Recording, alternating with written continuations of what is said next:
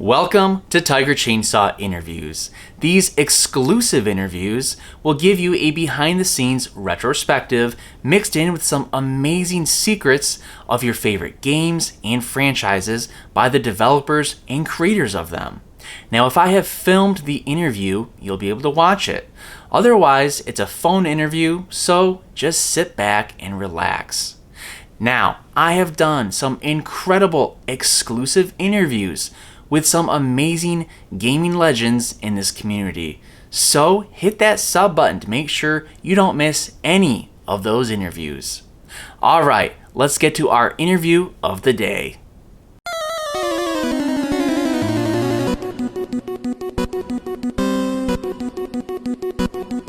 Today, I am joined by Jeff Tanton, one of the most crucial members of Mediatonic over the last decade.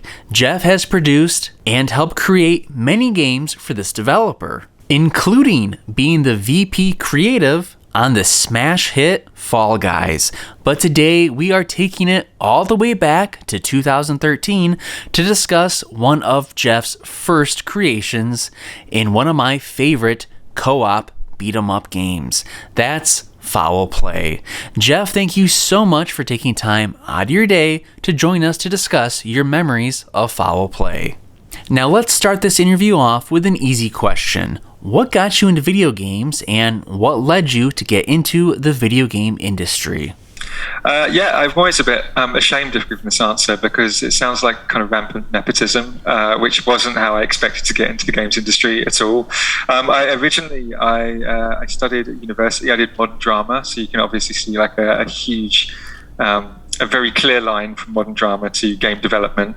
I was kind of jumping about through most of my 20s until I got a message from a guy called James Griffiths, who was working at Mediatonic in the very, very early days, and he was basically doing flash games for Adult Swim, and he had pitched a kind of a Monkey Island, very kind of LucasArts Scum style adventure game, and realized he was a little bit he created too much work for himself. So his boss, still at the time, Paul Croft, still the guy heading up Mediatonic, asked him if he knew anybody who both understood video games but could write funny words. And he was like, yeah, there's this one guy I did modern drama with, and we used to sit at the back whilst everyone else was being incredibly pretentious. We'd kind of sit in the corner and talk about Secret of Mana. He hit me up, and so I came in and started initially for Mediatonic, writing funny words for this game, which was called Gigolo Assassin, which gives you a kind of idea of the level of seniority and seriousness we were giving those titles at the time. But it was good fun. So that was kind of my break in. And about 8 months later, they were looking for a producer. They were still making lots of flash games at that point. And I kind of like had some management experience. Took my shot and I guess kind of got a chance there, and then furiously had to learn how to actually make video games and do it. So I realized 13 years on from that point, I was incredibly lucky, and that kind of story is almost set up to infuriate some people who are doing all of the right things and still trying to find their way to crack into the industry. So I hold up my hands there. Yeah, nepotism got me in there. I'd like to think everything else kind of kept me there, but yeah. There it is. Gigolo Assassin got your foot in the door in the gaming industry. It's prestigious, obviously. All right, so where did the inception and idea for Foul Play come from? Did the idea ever change or evolve, or was it pretty much the same for the most part during production? It was one of those ideas that landed almost fully formed, a bit like Fall Guys, which obviously, it's the same kind of, you're looking for those bottled lightning moments where everything just makes sense. We were brainstorming game ideas. So we were still doing flash games at the time. Maybe it was like a year or so into my time at Mediatonic. I'm still early days for the company as a whole. And we were kind of in the studio late at night. There was only about 10, 15 people in the team at that point. And a couple of us had stayed late just to eat curry and throw around some ideas.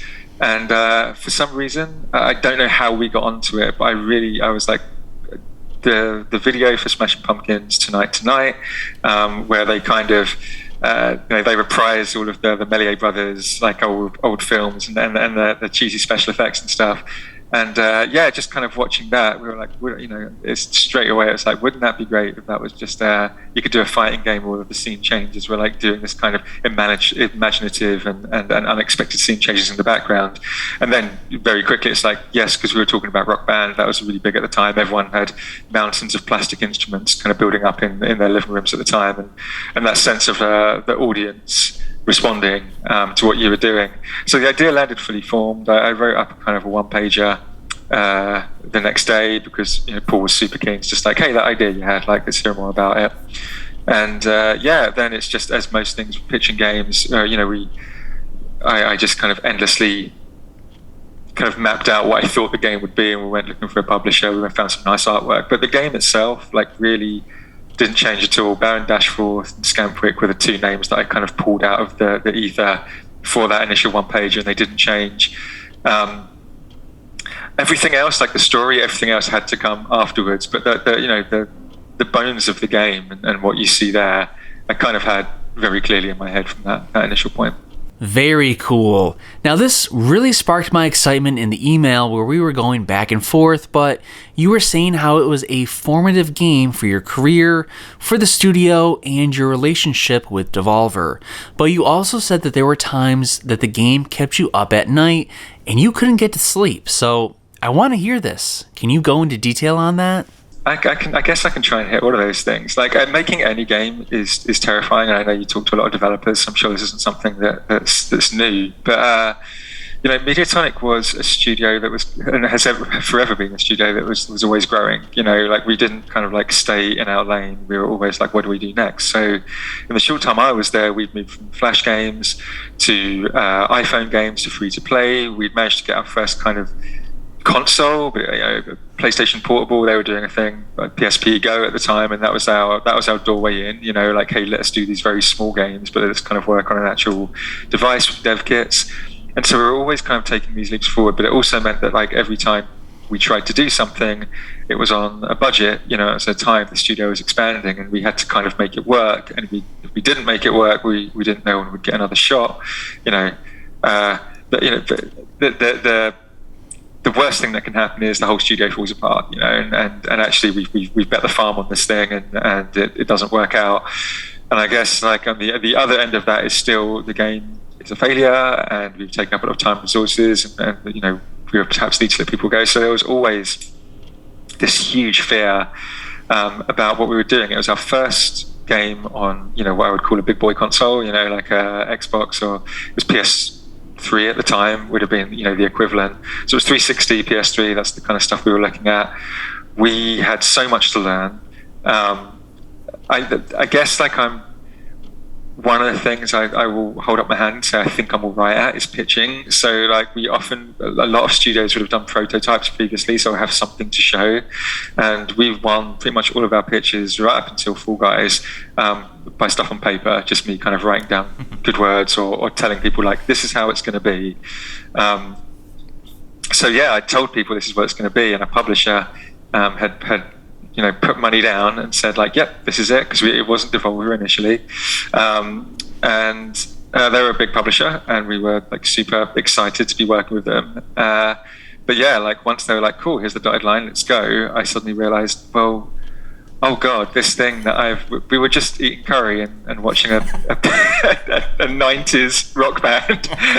And now suddenly I need to kind of make this thing a reality. I can remember, like, sitting down, and the initial team was just 5 people, like, when we very started with the prototype.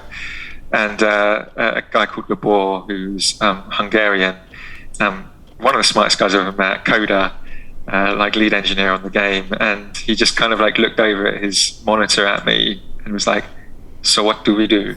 And I realized, like, oh God, like, yeah, that's what I mean. And I'd done one game with, like, this team, most of this team previously, but it was much smaller, and that felt like it nearly killed me. And then I just looked at the scale and the scope of Foul Play, which seems so small by comparison. Now when you play the game, it's just like, hey, it's a small beat 'em up, it's super fun. But there was a lot there, and so we had to grow as a studio. There was a lot riding on it. A lot of people were doing.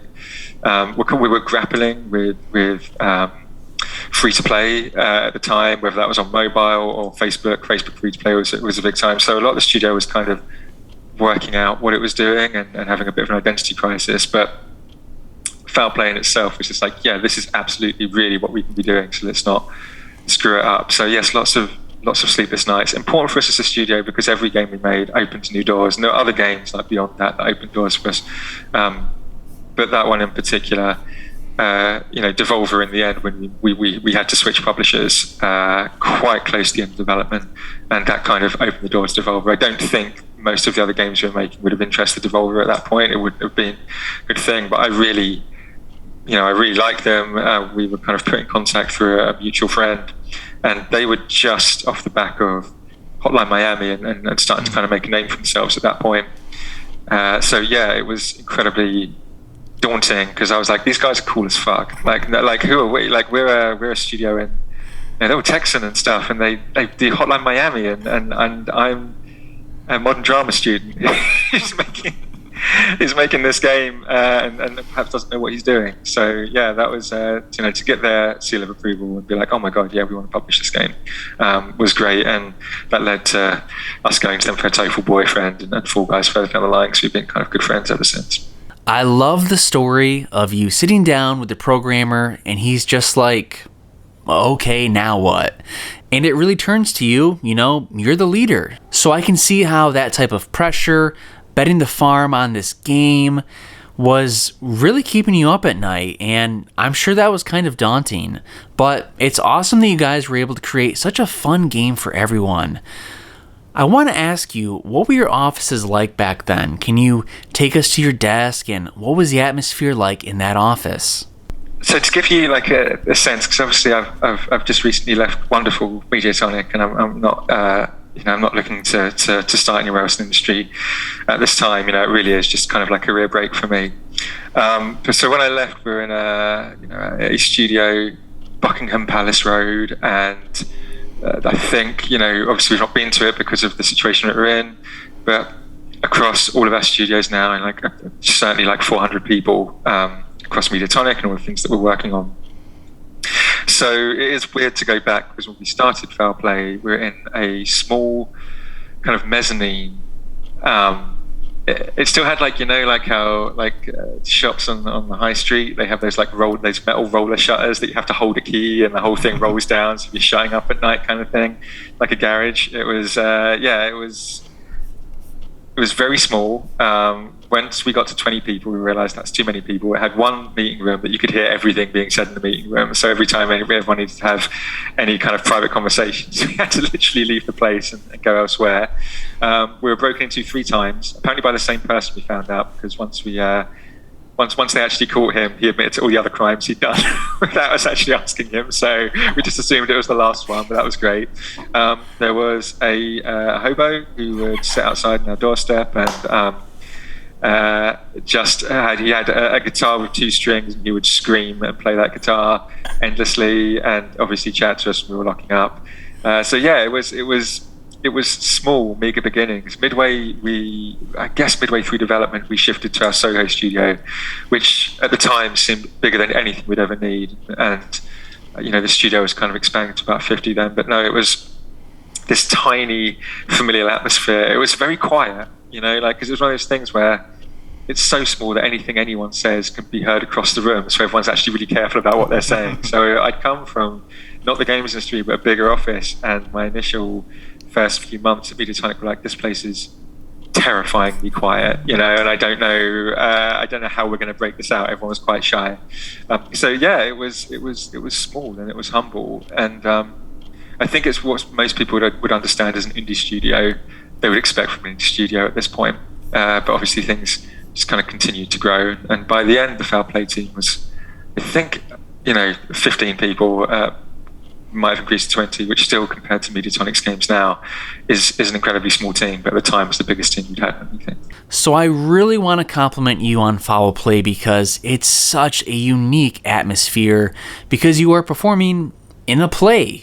And I think the enemies are just brilliant, the way they are in the costume. I love the janitor's inclusion, and I thought that was just hilarious. And I like the gameplay aspect of having to keep the crowd entertained with the applause, and I think all of it, honestly, is just wonderful. So I want to ask you, when Foul Play was released, what was the reception around the office? Were you guys excited? Were you horrified to put a game out there that you were in charge of? And how did it fare with internal expectations? Like, we didn't know, we didn't know where it was going to go. I'd done Gamescom. We'd done a few events in the lead up to launch, and Gamescom was one of them. And I spoke to some, I got some really lovely feedback from journalists there. I remember in particular Mike Futter and I think Jess Condit, who was at Joystick at the time, but they were two kind of like names that I'd been aware of that had come to kind of like play the game. And genuinely seemed to be kind of like surprised and enjoying themselves. So getting that feedback was like, okay, well maybe we're not screwing this up. And even that experience being the Devolver booth, I finally met Dennis Reddin and his brother Rasmus. Dennis, who did Hotline Miami, who was wonderful, and he was kind of playing the game as well, and I was playing Hotline Miami too, and it just felt like, okay, cool, this is like good feedback, and maybe we know what we're doing. In the studio on release day, I don't think, we'd never had a game that had been had the kind of like the release embargo, like the review embargo coming through. So I kind of stumbled into that like an idiot. Like someone says like the game is releasing, and that's all I was focusing on.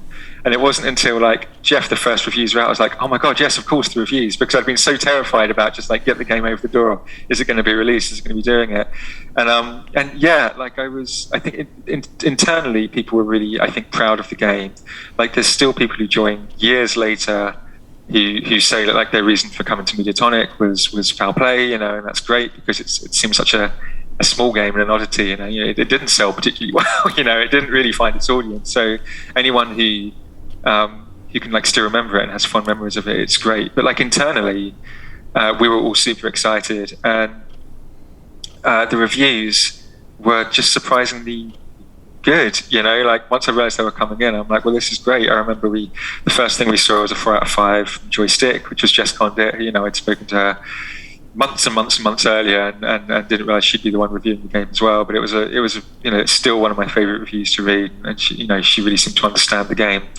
And then they just kind of kept rolling in. Like there were a lot of 7s, which is to be expected. But IGN, we hit the 8s, and a couple of the smaller sites were hitting the 9s. And I know Jim Sterling did like a short play on it, and one of my favorite moments is watching him do his kind of spiel as he's playing and then go silent and then apologize for going silent. He's like, sorry, I'm just really enjoying this. And I'm like, okay, that's great. Like that's the kind of feedback I love to see. So no, I was really happy with the reception. I'm one of those people who it's like, don't read the bad reviews because I will fixate over the really bad ones, because so many times they're right. It's like you'll read the things and they're pulling out all the stuff that you know about the game, and things that you would have changed if you had more time or you could have. So they're tough to read, but no, there was. I still occasionally go back to the really nice reviews and just kind of remind myself that we didn't completely screw it up. I discovered Foul Play as a PS Plus member. It was one of the free games of the month, and I'm not just buttering you up, but it might be my favorite game that I've gotten from that service. My wife and I have played it the entire way through multiple times, and she just loves this game. It's awesome that it's such a perfect co-op experience, which I feel like is kind of lost in today's games, especially with couch co-op. But whenever our friends come over, we're always like, hey, you guys gotta check out this awesome beat 'em up. It's a great game, and I wish I would have discovered it before PS Plus, but I'm glad I eventually did. Just super glad you discovered it. At the end of the day, the studio survived, went and did other things. So really all we can ever hope for Foul Play is exactly the experience that you've had, that people put a lot of work into that game. You mentioned, so I do want to call a couple of other people out, the enemies. Adam Walker is the kind of lead artist on that, and again he's still at Mediatonic, just like a wonderful characterful artist. I've always said about Adam that he can put googly eyes on a rock, and then you would want to be that rock's friend, and you'd want to know what that rock is doing, and you'd play an entire game with that rock. And for my 40th birthday, he actually just drew me a piece of art, which was a load of rocks with googly eyes, and they're all wonderful, But that's it. Like even when he's doing big bad guys, there's a charm to them, and he absolutely nailed it. The janitor you mentioned, the that was a real kind of, it was lovely because it came from the team. Like, we'd made the joke about, oh yeah, there should be some actors who kind of get it wrong, and maybe people who come on just like sweeping the stage. But it was the animating team, like Cash, Elvira, and Charles. Not only were they just adorable because you'd say like, hey, here's kind of how this level's going to work, here's the beats, here's the scene, and then they'd literally go into a little huddle and then break, and then you just kind of come back and you'd see all these awesome things. But all of the sweepy moments were just them pushing to get that in. You just kind of come back and be like, oh right, yeah, like we've just done this thing, if you noticed it. It's super fun, and yeah, I love that they cared enough about the spirit of the game to kind of like get those moments in. Yeah, those are some special moments when you're playing the game and the janitor comes. It's a little bit of a break in the action and kind of the comedy relief. Now, I wanted to ask you this question, and it's my favorite to ask, but what's that one memory that you will never forget when creating Foul Play? When you look back on your time with this game, what's that feeling that you will never forget, whether it's something funny or something serious? What stands out to you? There's a couple, and I've already hit on maybe a little bit on the fear, but I can think of specific moments. But actually, like one part of like pure joy was this idea that so much about the game was kind of predicated on this idea of it's all happening on stage, you know, and there is an audience and they're going to be reacting to what you're doing. So there was a point, maybe kind of like second, third prototype. No, we still hadn't hit kind of vertical slice at that point, but we were looking at, like, for me it was like, look, it's important, even though I know there's the combat, which we're starting to nail at this point, we're starting to get a sense of, like, I really need to understand how the audience is going to work, and just for screen space as well, you know, like this idea, like, we're basically losing a third of what most games, you look at Castle Crashers at the time, they have these huge, beautiful scenes that fill the screen. And it's like, it's crazy. We're going to take up sometimes up to a third of the screen space with this audience. Is this good? Is this what we should be doing? I remember one of the first builds we played where Gabor had put a whole bunch of like very simple, you know, repetitive, they were all the same guy, you know, they were doing like very simple animations. But I tweaked the numbers, and we had the very rudimentary crowd reacting to what you're doing, and that was a really special moment for me because, you know, I did a quick flurry of attacks, quick combo, landed a pile driver, and then even though I knew that was the point, you know, I'd set up the numbers, I did the pile driver, and the crowd just went wild, you know, and I felt great in that moment, even though like this is exactly what we've been building. Why am I surprised by this? So I remember that being a lovely moment, and kind of feeling like, yeah, we can do this. Like we're not entirely crazy. This is an important and a good thing. And I guess the other part that sticks out for me is we hit vertical slice. I'm sure you've hit this on your show before, but the general, as everything in the industry, opinions differ on exactly what names mean.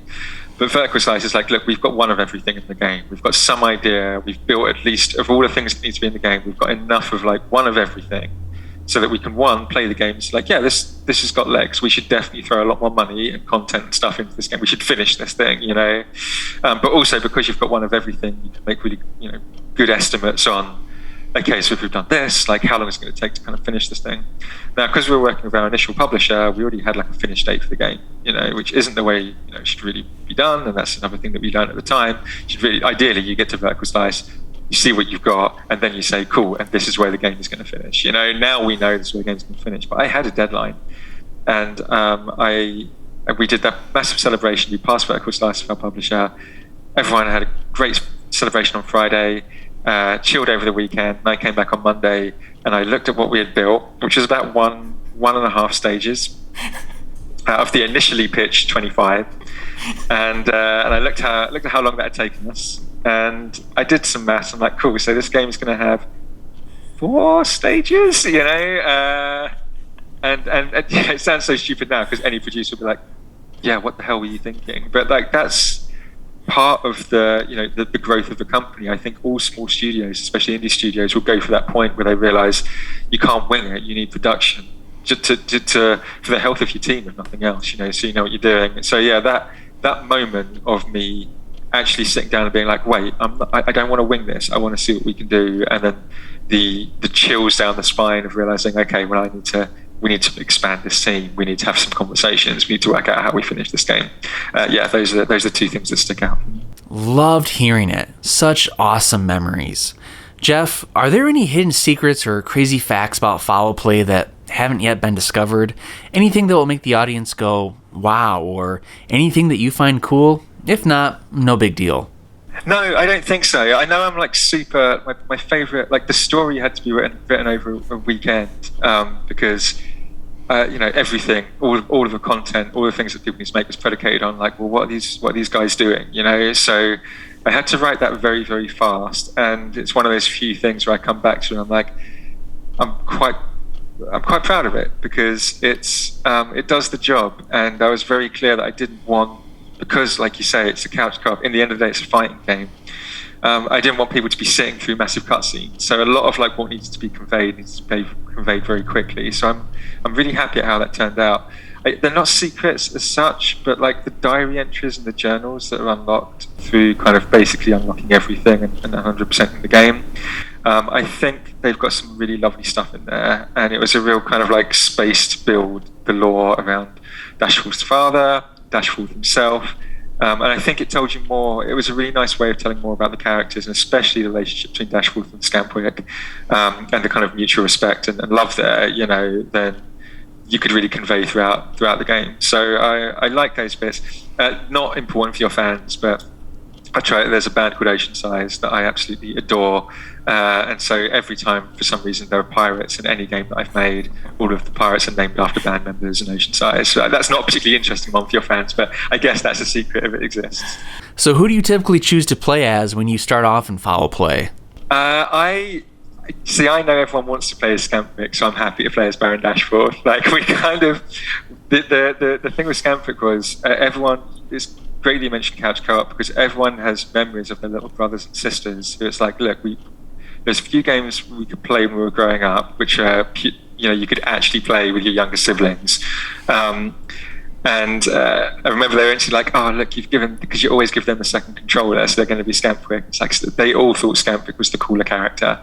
So whoever I play with, I'm like, no, you want to play the chin sweep, I get it. So I always pick Baron Dashford, and let whoever else I'm playing with enjoy being a Cockney chin sweep. Makes sense. My wife wanted Scampwick right away. Now, was there ever any talk to Foul Play 2? Did you ever want to do a sequel? Amongst the team, yeah, we'd have loved to. But as I say, like it wasn't a huge commercial success for us. Like there's different ways of looking at it, especially as a growing studio. Like, it opened doors for us. We made a good game. We proved we could do it on console. So, and it introduced us to Devolver. People still play the game. People still point to the game in the future when we needed to prove our console experience. We could point to it, but it wasn't a game that sold massively well, so sadly, like, there wasn't ever whereas there was appetite in the studio, and I think people really loved what we built in the world. From a business perspective, it didn't make sense to kind of return to foul play, much as I would have loved to. Jeff, thank you so much for taking time out of your day to go down memory lane with Foul Play and your time at Mediatonic. You created such a wonderful couch co-op beat 'em up that I've experienced many times, and I hope others do too. So thank you from all of us. Now for my listeners, have you ever played Foul Play? And if not, do you want to play it now? What are some other awesome couch co-op games that I can look forward to playing? Let me know in the comments below, and of course, while you're there, don't forget to subscribe to my channel to listen and watch plenty of exclusive interviews done with gaming legends of the community, from developers, writers, producers, directors, and composers. I've got it all on this channel, so make sure you hit that sub button. Thanks for listening.